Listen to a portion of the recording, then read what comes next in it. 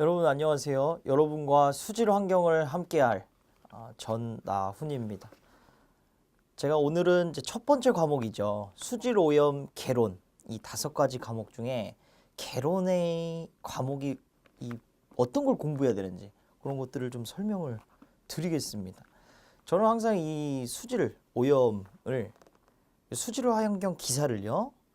그러니까 의사랑 좀 비슷한 거라고 생각을 해요. 뭐냐면 그 의사 선생님들이 항상 이 진단을 하실 때 예를 들어서 어떤 환자가 감기인지 배탈인지 알려면은 진단을 해봐야 되잖아요. 그래서 이제 청진기도 대보고 뭐 열도 재보고 하잖아요. 그래서 이제 진단이 이제 내려지면은 그에 따른 치료법을 갖다가 도입을 하죠. 약을 주실 수도 있고 주사를 좀 놓을 수도 있고 그렇죠? 자, 요 메커니즘이 똑같습니다.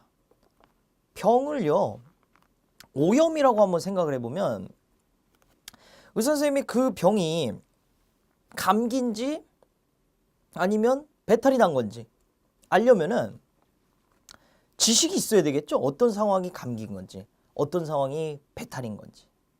네. 이 중에서 수질오염 개론이라는 과목은요 바로 그 의사로 치면 병명들을 공부하는 과목입니다. 그러니까 우리는 오염 상태에 대한 것들을 공부를 하는 거예요. 어떤 오염들이 있고 그리고 어떨 때 어느 정도 오염이라고 하는지 그 오염에 대한 지식들을 총괄적으로 배우는 과목이 개론이고요. 그리고 모든 과목에 첫 번째로 들어있기 때문에 아무래도 어떤 것들이 포함이 되어 있냐면요. 이 공학의 기초 같은 부분도 살짝 들어있습니다. 그러니까 기초 원자량, 분자량에 해당하는 문제들도 나올 수 있고요. 그리고 기초 그 단위환산을 이용하는 아주 공학 기초에 대한 내용도 이 개론에서 출제가 되고 있어요. 그리고 이제 수질을 배우기 때문에 가장 첫 번째로 우리가 알아야 되는 게 물의 특성이에요. 그러니까 물은 도대체 어떤 특성을 갖고 있지? 그 놈이 어떤 놈인지 알아야 우리가 처리를 마음대로 조작을 하면서 할 수 있겠죠. 그래서 물의 특성에 대한 것까지 여기서 배우고요. 그리고 또 필요한 게 이제 화학적 지식, 그런 기초 지식들도 살짝 다루는 과목이 이 수질 오염 개론이 되겠습니다. 그래서 출제 기준을 한번 보면은 첫 번째 이제 물의 특성 및 오염이 진행돼서 물이 어떤 건지 그리고 오염원은 어떤 것들이 있는지 이 과정에서 간단하게 이제 단위 기초, 공학 기초에 대한 내용도 좀 설명을 드릴 거고요. 그 다음에 이제 수자원의 특성에서 수자원을 여러 가지로 분류하죠.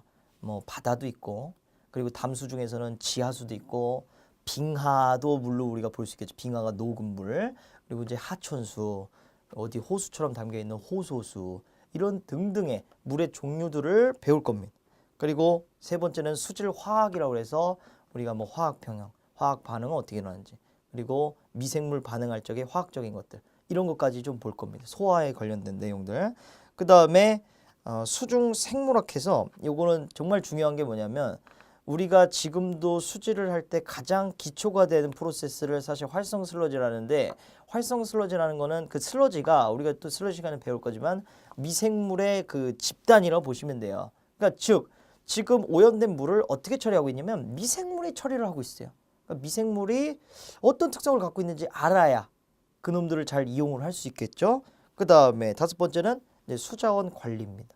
이 수자원들을 어떻게 하면 효율적으로 관리할 것인지 그리고 여섯 번째는 분뇨 및 축산 폐수 해가지고 축산 폐수를 가지고 우리가 뭘 할 수 있냐면 잘 버리기도 버려야 되지만 에너지화 이런 거에도 이제 초점이 맞춰져 있고 그러니까 이 우리 분뇨를 가지고 거기서 가스가 나오는데 그 메탄 가스죠. 포집을 해갖고 그거를 연료로 사용을 한다거나 내지는 그 숙성을 시켜서 뭘 만들죠? 퇴비를 만든다거나 그렇죠? 이런 시스템들을 우리가 배우도록 하겠습니다. 요게 이제 개론에 담겨 있는 내용들이고 하나하나 제가 공부를 하면서 짚어 가보도록 하겠습니다.